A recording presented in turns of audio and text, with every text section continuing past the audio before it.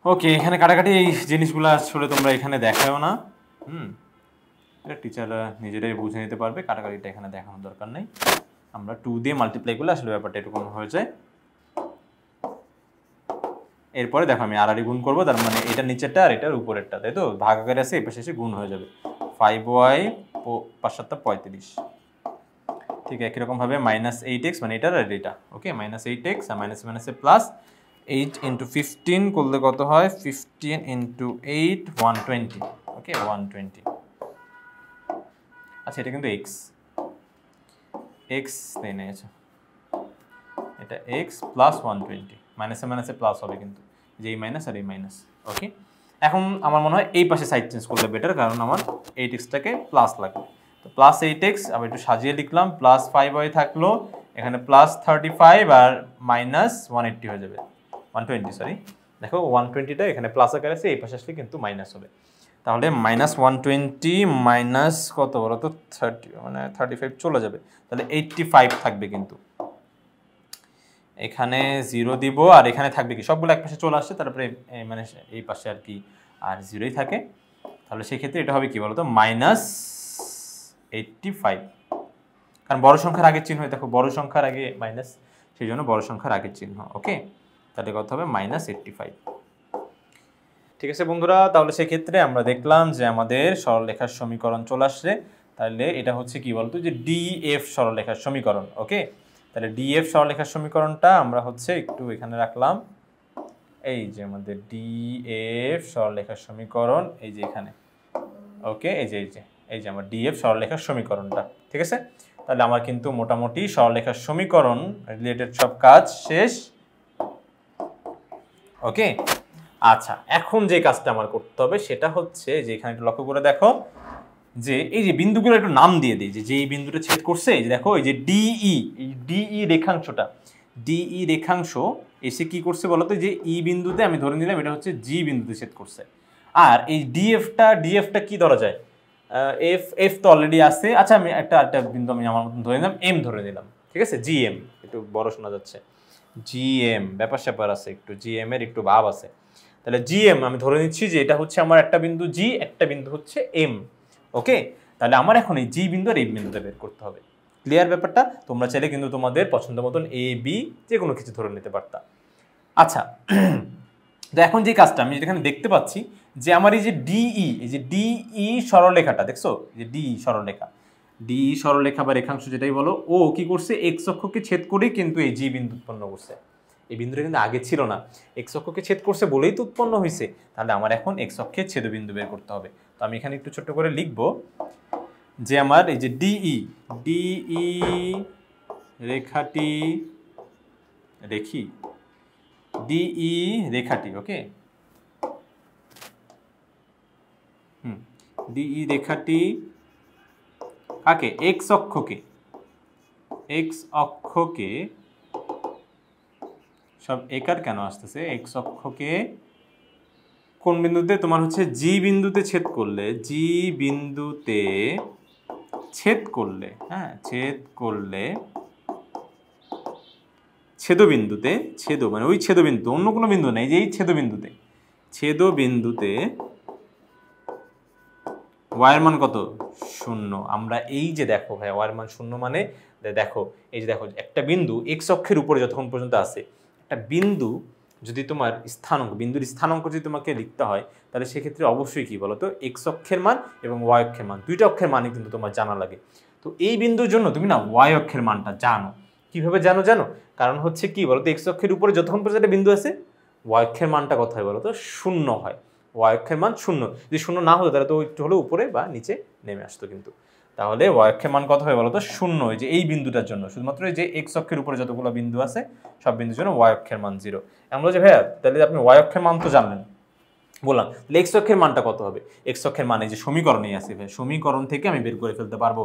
কারণ কি এই যে সরলরেখার সমীকরণে এই যে এক্স মানে কি এক্স অক্ষের মান, ওয়াই মানে কি বলতো ওর ওয়াই অক্ষের মান, এক্স মানে ওর এক্স অক্ষের মান, ওয়াই মানে ওয়াই অক্ষের মান। তাহলে আমি তো ওয়াই অক্ষের মানটা জানি, তার মানে আমি এক্স অক্ষের মান এখান থেকেই পেয়ে যাবো। তো যে ছেদ করছে ওরেই বসাও, -11 × 0 + 19 = 0, অতএব 16x = -19 অতএব আচ্ছা এখান থেকে আমি একবারে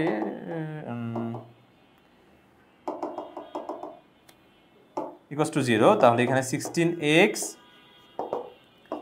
ইকুয়ালস টু -19, অতএব x ইকুয়ালস টু কত হবে বলো তো -19/16, -19/16। ওকে, এটাই হবে হচ্ছে আমার আপাতত এই যে দেখো জি বিন্দুর কি বলতো, এই যে এই বিন্দুর x অক্ষের মান, জি বিন্দুর x অক্ষের মান কত আসছে, আর y অক্ষের মান কি জানা লাগবে না, আমি জানি y অক্ষের মান। ঠিক আছে, এই যে জি বিন্দু আমি ধরে নিচ্ছি যে জি এর তোমার হচ্ছে এটা একটু ছোট, এই যে দেখো ওকে জি এ, তাহলে x অক্ষের মান, যে একটা বিন্দু লিখতে হলে তো আগে x অক্ষের মান জানা লাগে, x অক্ষের মান কত -19/16, আর y অক্ষের মান কত বলো তো 0, x অক্ষের মান -19/16, y অক্ষের মান 0। ঠিক একই রকম ভাবে তুমি যদি লক্ষ্য করো তাহলে যে ডিএফটা আবার হচ্ছে আবারও x অক্ষকে ছেদ করছে বলেই কি হয়েছে বলো তো, এই যে এম বিন্দুটা পাওয়া গেছে। তাহলে এখন হচ্ছে ডিএফ x অক্ষকে ছেদ করতেছে, y এর মানে 0, ক্যালকুলেশনটা একটু করতে হবে। তাহলে এখন আমি নতুন করে করব, আচ্ছা এটাই থাক। তাহলে সেক্ষেত্রে ডিএফ রেখাটি x অক্ষকে এখন নতুন এম বিন্দুতে ছেদ করে বলে তোমার এই যে y অক্ষের মান কত বলো তো 0, এই যে ছেদ করলে ছেদবিন্দুতে y অক্ষের মানে কি হবে বলো তো 0 হবে। তাহলে সেই ক্ষেত্রে ক্যালকুলেশনটা এখন কত হবে বলো তো, যে এই যে এ এসে ছেদ করছে, এখন কি আর আগেরটাই বসাবো, আগেরটা তো বসাবো না, আগেরটা তো তোমার ডি ছিল যার জন্য জি পাইছি, তাহলে ডিএফটা ছেদ করছে তো ডিএফ এ বসাবো। তো ডিএফ এ 8x plus 5y plus 5y minus y তো না, y এর মান তো 0, y এর মান 0 -85 ইকুয়ালস টু 0। তাহলে অতএব 8x ইকুয়ালস টু -85 এসে গেলে +85, তাহলে এখানে x ইকুয়ালস টু কি হবে 85/8। দুইটাই উদ্ঘট মান আসলো, বাট তারপরও এটাই, it is what it is. Okay, তাহলে সেক্ষেত্রে তোমার এম বিন্দু এখন তুমি পেয়ে গেলা 85 x এর মান বাই 8,0, সবসময় x এর মানটা আগে বসে, y এর মানটা কিন্তু পরে। তাহলে আমার বিন্দুগুলো বের করার কাজ শেষ, এখন আমার আর কোনো তেমন কাজ নাই ক্ষেত্রফলটা বের করা ব্যতীত। আর ক্ষেত্রফলটা বের করা একটু সহজই আছে, তুলনামূলক সহজ। কিভাবে বের করতে হয় বলো তো, ওই যে ঘড়ি কাঁটার বিপরীত দিকে ঘুরে যে বিন্দুগুলো হয়, যেমন আমি আমার নতুন ইয়ার নাম পেলাম কি, ত্রিভুজ ডিজিএম। ওরে বাবা, নামেই কাপাকাপি, ডিজিএম এর ক্ষেত্রফল। ঠিক আছে, ক্ষেত্রফল কিভাবে পাবো, যে এখানে দেবো একটা হাফ দিয়ে একটা নির্ণায়ক সাইন দিব, হাফ দিয়ে কি দিব, একটা নির্ণায়ক সাইন। এরপরে হচ্ছে কি ঘড়ি কাঁটার বিপরীত দিকে ঘুরে বিন্দুগুলো লিখবো, ঘড়ি কাঁটার বিপরীত দিকে ঘুরে। ওকে, বিন্দুগুলো দেখা যাচ্ছে, ঘড়ি কাঁটার বিপরীত দিকে ঘুরে। ঠিক আছে, তার মানে ঘড়ি কাঁটার বিপরীত দিকে ঘুরলে এই দেখো প্রথমে ডি বিন্দু, তারপরে জি, তারপরে কি এম, ডিজিএম, এই যে ডিজিএম দেখছো বাম দিকে এইভাবে গেলে। তাহলে ডি বিন্দুটা হচ্ছে কি, উপরে সব এক্স এর মান, উপরে এক্স এর মান, নিচে ওয়াই এর মান, তাহলে 5,9। তারপরে উপরে এক্স এর মান জি এর মান কত, এই যে -19/16, উপরে এক্স এর মান, নিচে ওয়াই এর মান কত 0। আবার কি বলতো এম বিন্দু 85/8, উপরে এক্স এর মান, নিচে ওয়াই এর মান 0। তারপরে এখন একটা ব্যাপার লক্ষ্য করে দেখো ভাইয়া, যে ধরো তুমি এই বিন্দু থেকে যাত্রা শুরু করে প্রথমে এখানে জিতে গেলা, দেখো জি বিন্দুটা লিখছো, তারপর তুমি এম বিন্দুতে গেছো, তাহলে কি তোমার ত্রিভুজ হয়েছে? ত্রিভুজ হয়ে গেছে? হয় নাই কিন্তু, যতক্ষণ না তুমি আবার এই যে আগের পুনরায় যে আগের বিন্দুটা ছিল সেই বিন্দুতে ফিরে যাচ্ছ, তাহলে সেই বিন্দুতে তোমাকে কিন্তু অবশ্যই ফিরে যেতে হবে। তাহলে যে বিন্দু থেকে শুরু হবে ওই বিন্দুটা কি আবার লিখতে হবে, আবার। ঠিক আছে, যে বিন্দুতে শুরু করবো এটা আবার রিপিট করবা। এরপরে কি একটা গল্প, ওই যে গল্পটা তোমার সফলতার গল্প, যেটা প্রথমে শুরু হবে কি ব্যর্থতা দিয়ে, মানে একে একে তুমি একটু ব্যর্থ হবা, তারপরে তোমার মনে জিত কাজ করবে, এরপরে তুমি প্রচুর পরিশ্রম করে কামব্যাক দিবে। এই যে দেখো, ঠিক আছে, ডাউনফল, ব্যর্থতার গ্রাফটিকে নিচের দিকে, তার মানে তোমাকে এভাবে নিচে প্রথমে নিচে এভাবে গুণটা করতে হবে, নিচে গুণ করতে হবে। ঠিক আছে, নিচে গুণ মানে দেখো 5 × 0, এই যেভাবে 5 × 0, তারপর কি দেখো এই যে -19/16 × 0, পুরো ভগ্নাংশটা 0-র সাথে গুণ, তাহলে কত হচ্ছে বলো তো 0 হয়ে যাবে। আর এখানে দেখো আছে কি 85 × 8, 85/8 × 9, দেখো এটা কিন্তু কাটাকাটি করার কোনো অপশন নাই, তাহলে সেক্ষেত্রে উপরে গুণ মানে লব লব গুণ হবে আর হর হর গুণ হবে, তাহলে এই 9 নিজেই তো একটা লব, তাহলে সেক্ষেত্রে এর নিচে কি আছে 1, তাহলে 85 ইন্টু 9, 85 ইন্টু 9 আর নিচে কি হচ্ছে 8 ওকে 8, তাহলে 7 এটা কত আসতেছে যে দেখো 765 বাই কত বলতো 9, ওকে 9 না সরি 8, কারণ এই যে হর তো হরই থাকবে। এটার কাজ শেষ। এরপরে এখন কি সবসময় ব্যর্থ হব না, এখন আর ব্যর্থ হব না। এরপরে একটু পজ নিয়ে এখন পজ মানে একটা মাইনাস দিয়ে, দেখো এটা মাইনাস দিয়ে এরপরে প্রচুর পরিশ্রম করে কামব্যাক দেবো। কামব্যাকে নিচ থেকে উপরে উঠে যাবে, এই যে নিচ থেকে উপরে উঠে যাব। এই গল্পটা শুধুমাত্র তোমার সিকোয়েন্সটা মনে রাখার জন্য, যেন তোমাদের সিকোয়েন্সটা মনে থাকে যে প্রথমে নিচে নিচে গুণ, তারপর কি বলতো উপরে উপরে গুণ মাইনাস দিয়ে। তাহলে দেখো এটা প্লাসে মাইনাসে প্রথমে তো মাইনাস হবে, তারপরে দেখো 19 ইন্টু 19/16, তাহলে সেক্ষেত্রে দেখো এটা নিচে তো 1, তাহলে লবের সাথে কাটাকাটি করার কোনো অপশন নাই, তাহলে লবের সাথে লব হরের সাথে হর, তাহলে 9 ইন্টু 19 হলে 171 হয়,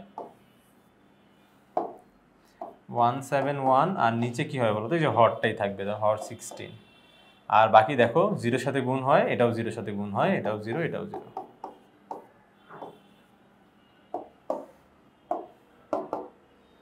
এরপরে কি করা যায় একটু দেখি, তোমার এই যে হাফ, তাহলে এখানে থাকলো হচ্ছে আমার ব্র্যাকেটটা তুলে দিলে এটা কিন্তু মাইনাসে মাইনাসে প্লাস হয়ে যাবে, তাহলে 765 0 সাথে ওটা গুণ হয়ে গেলো তো 0 হয়ে গেছে, তো 0 সাথে যোগ করলেও আসলে কিছু যায় আসে না, ওইটাই থাকে। তাহলে সেক্ষেত্রে মাইনাসে মাইনাসে প্লাস 171/16, ওকে। যেহেতু এইখানে হচ্ছে এখন আমাদের দেখো লসাগুটা কত হয়, লসাগু হয় আমাদের 16, ভগ্নাংশের যোগ কিভাবে করে, প্রথমে আগে লসাগু করতে হয় হরগুলার, তারপর কি বলতো হর দিয়ে ভাগ লব দিয়ে গুণ, হর দিয়ে ভাগ লব দিয়ে গুণ, হর 8 দিয়ে ভাগ করলে 16কে 2 হয়, সেই 2 লবের সাথে গুণ, তাহলে লবের সাথে গুণ হলে 765 গুণ 2, তাহলে দেখো 1530, তারপর আবার হর দিয়ে ভাগ লব দিয়ে গুণ, তাহলে হর দিয়ে ভাগ করলে কত, 16কে 16 দিয়ে ভাগ করলে 1 হয়, সেই 1 একের সাথে এই যে 171 এর সাথে গুণ হলে ওইটাই হবে। তাহলে সেই ক্ষেত্রে এখানে থাকবে হচ্ছে আমার 1530 171, তাহলে হাফ এই যে হাফ 17, ঠিক আছে। এটা আসছে, এরপরে কত বলতো নিচে 16,